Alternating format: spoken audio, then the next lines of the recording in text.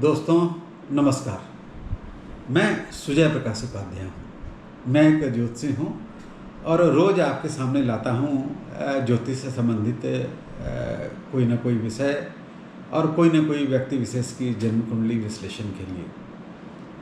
आज हम आपके सामने चर्चा करेंगे व्यक्ति के द्वारा किए गए कुछ पाप और उन पापों के कारण बनने वाले कुछ योग, जिसे ज्योतिष में श्राप योग कहते हैं या कोप योग कहते हैं।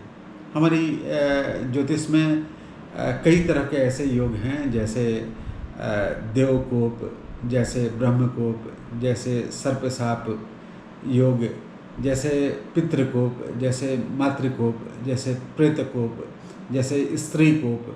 ऐसे ढेर सारे योगों की चर्चा है, जिसके कारण जीवन के जो कई क्षेत्र हैं वो प्रभावित होते हैं।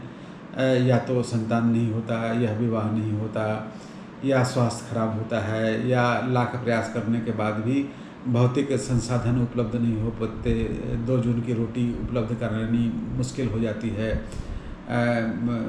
सब कुछ होते हुए भी एक विशेष तरह की बेचैनी लगातार अनवरत निरंतर बनी रहती है।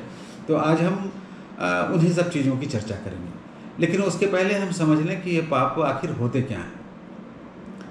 छोटी मोटी गलतियां तो हर व्यक्ति करता है और असाधारण गलतियों को हम पाप कहते भी नहीं। जब पाप की डिग्री और पाप का जो असर है वह काफ़ी बड़ा हो जाए, थोड़ा जघन्य हो जाए, थोड़ा कुत्सित हो जाए, थोड़ा कठोर हो जाए, थोड़ा ज़्यादा क्रूर हो जाए, तो वह पाप की संज्ञा में आता है। हमारे मनुष्यों ने कहा है कि पाप या तो आपके सीधे आपसे संबंधित हो सकता है, या आपके उस परमात्मा से संबंधित हो सकता है, या आपका किसी दूसरे व्यक्ति के साथ किया हुआ पाप हो सकता है।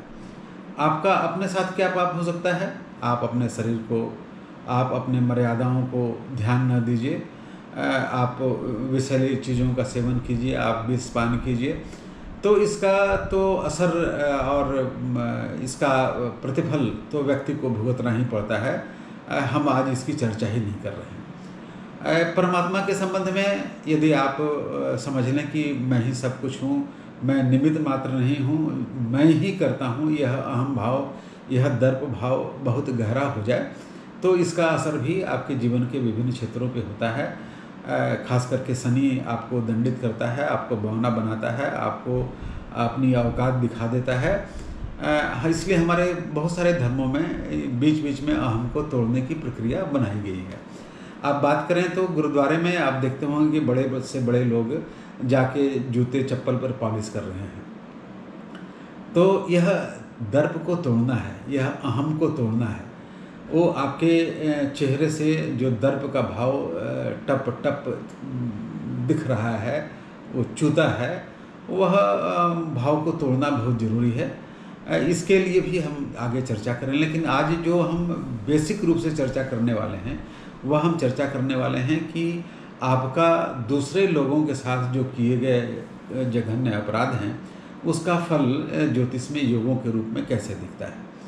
आप किसी स्त्री को प्रताड़ित कर सकते हैं, आप अपने पिता को प्रताड़ित कर सकते हैं, आप अपने देवतुल्य सद्गुणों से युक्त नादान व्यक्तियों को प्रताड़ित कर सकते हैं। आप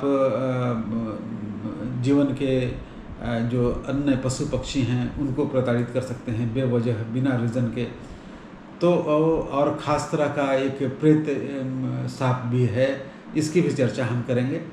तो आइए हम बारी बारी से इसकी चर्चा करते हैं कि आखिर ज्योतिष में ऐसे योग कब बनते हैं। तो सबसे पहले हम देवकोप या ब्रह्मकोप की बात करें तो आप किसी बुजुर्ग को, किसी अच्छे व्यक्ति को यदि आपने कभी या किसी जन्म में आपने प्रताड़ित किया है, तो आपकी कुंडली में यह दिखेगा कि जो बृहस्पति के घर का स्वामी है वह पंचम भाव में बैठा है और राहु जाके बृहस्पति किसी घर में बैठा है, और जो आपका लग्नेश है वह 12वें भाव में है, या सूर्य भी 12वें भाव में है, क्योंकि सूर्य प्रतीक होता है पिता या पिता तुल्य या देवतुल्य लोगों का, वह संसार का राजा है, तो उसको वह 12वें भाव में चला जाता है। ऐसी स्थिति में भी आपको संतान नहीं हो सकती है, आपको आपका विवाह बाधित हो सकता है, आपको जो मूलभूत आपकी आवश्यकताएं हैं उसकी पूर्ति नहीं हो सकती है, आप लाख प्रयत्न करने के बाद भी जो सफलता आपको मिलनी चाहिए वो नहीं मिल सकती है। उसी तरह से एक प्रीत साप भी है, आप स्क्रीन पे दिख रहा होगा। तो प्रीत साप मतलब पिता के साथ की आज भी हम देखते हैं कि बहुत सारे लोग अपने फादर के साथ ज़मीन के लिए, संपत्ति के लिए गहरा दुर्व्यवहार करते हैं, उनके प्रति जो उनका दायित्व है उसका निर्वहन नहीं करते, कहीं जाके बीच रास्ते में छोड़ के आते हैं। तो ऐसे लोगों का इस जन्म में नहीं तो अगले जन्म में वो उनकी कुंडली में वह सब कुछ दिखता है। आप देखिए आपकी कुंडली पर दिख रहा होगा जो दूसरा प्रीत साप का है, उसमें जो 10वां भाव का स्वामी है वह 12वें भाव में है, आपके पंचम भाव में राहु है, और नौमेश जो है वह नीच का होके तुला राशि में बैठा है। तो ऐसी स्थिति में भी या तो संतानहीनता होती है, या विवाह नहीं होता, या जो भौतिक संसाधन हैं वो बहुत मुश्किल से प्राप्त हो पाते हैं, मूलभूत आवश्यकताओं की पूर्ति भी नहीं हो पाती, लाख प्रतिभा रहने के बाद भी जो आपको सफलता मिलनी चाहिए वो नहीं मिल पाती। उसी तरह से एक सर्प साप योग भी है, आप देखें जो तीसरा सर्प साप है, इसमें कहते हैं कि आपने किसी निरीह और ख़ास करके रति क्रिया युक्त यदि 2 सर्प हैं उसको आपने कभी किसी जीवन में मारा है तो वह आपको संतान नहीं देने में समर्थ हो जाता है, कुछ ऐसा योग बनता है। जैसे कहा गया कि जो 5वां भाव है वहाँ राहु हो और मंगल पूर्ण दृष्टि से उस राहु को देखे, पंचम भाव को देखे। तो मैंने भी अपने जीवन में देखा है कि ऐसे लोगों को बमुश्किल संतान होते हैं, बहुत इसके लिए मेहनत करने के बाद, बहुत परिश्रम करने के बाद, बहुत पूजा पाठ करने के बाद होते हैं, या कभी कभी बिल्कुल ही नहीं होते। एक और साप योग है जिसे स्त्री साप कहते हैं। ये यदि किसी आपने सीधी साधी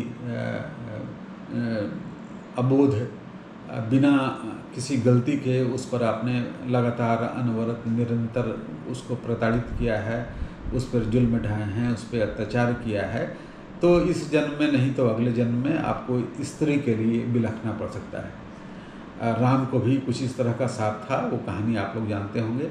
आपके सामने जो कुंडली दिख रही है वहाँ देखिए जो पंचम भाव का स्वामी है वह शनि से युक्त हो गया है, राहु से युक्त हो गया है, पंचम भाव में केतु है, और जो बृहस्पति है वह नीच का 12वें भाव में है। तो ऐसे व्यक्ति की शादी नहीं होती, लाख प्रयास करने के बाद भी विवाह नहीं हो पाता, स्त्री संसर्ग नहीं मिल पाता। ऐसे लोग स्त्रियों के लिए बिलखते रह जाते हैं, उन्हें जीवन में स्त्री की प्राप्ति नहीं होती। आगे भी बात करें हम तो एक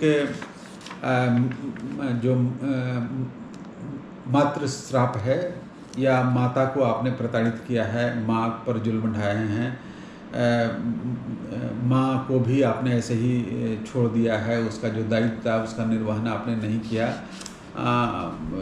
तो ऐसे साप इस जीवन में नहीं तो अगले जीवन में आपको दिखते हैं। वो इसमें चतुर्थ का जो भाव होता है वह थोड़ा प्रतिकूल रूप से प्रभावित होता है। आप सामने स्क्रीन पे देखें, चतुर्थ भाव का स्वामी जो है वह 8वें भाव में नीच का होकर बैठा है, और चंद्रमा भी प्रभावित हो जाए, फिर सप्तमेश प्रभावित हो प्रतिकूल ढंग से, पंचमेश प्रतिकूल ढंग से प्रभावित हो, तो ऐसे लोगों को संतान नहीं होते, या शादी नहीं होती, या जो उनका भौतिक संसाधन है वह उपलब्ध नहीं हो पाता। ऐसे ढेर सारे जो संघर्ष हैं उनको इस साप के कारण करने पड़ते हैं।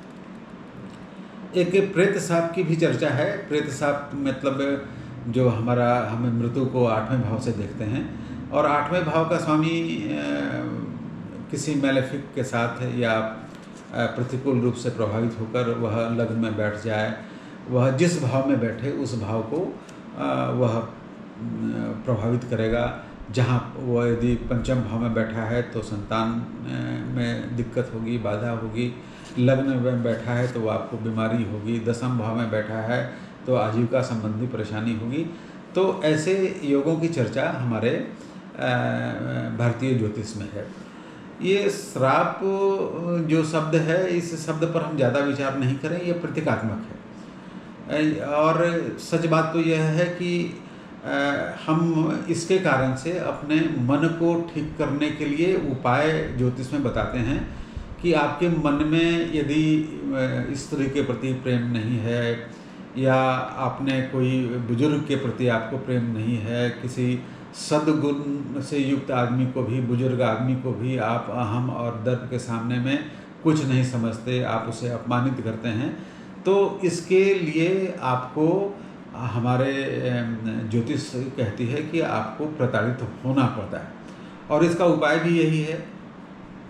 वो सबसे बड़ा प्रायश्चित तो यही है कि आपने यदि किसी का पैसा लिया है तो पैसा लौटा दीजिए।